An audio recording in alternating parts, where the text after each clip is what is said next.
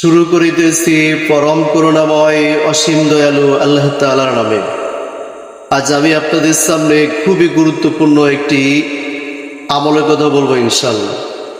অনেকের শরীরে জ্বালা পোড়া করে, শরীরে জ্বালা পোড়ার কারণে খাওয়া দাওয়া করতে, চলাফেরা করতে, নিদ্রা যাইতে খুবই কষ্ট হয়। সব সময় কষ্টের মধ্যে থাকতে হয়। যারা এরকম কষ্টের মধ্যে আছেন তাদের উদ্দেশ্যে একটি আমলের কথা বলবো।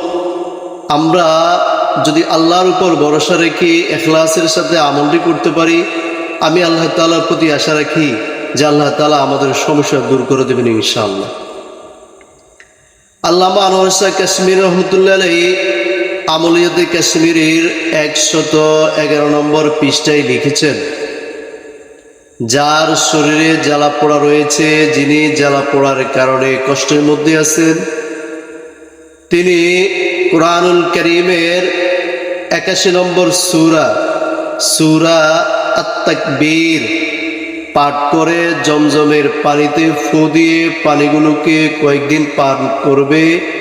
ইনশাআল্লাহ পানিগুলো কয়েকদিন পান করলে আল্লাহ তাআলা তার শরীরের জ্বালা পোড়া দূর করে দেবেন। আল্লাহ তাআলা আমাদেরকে আল্লাহ তাআলার কোরআন কারীমের মাধ্যমে চিকিৎসা গ্রহণ করতে পারি।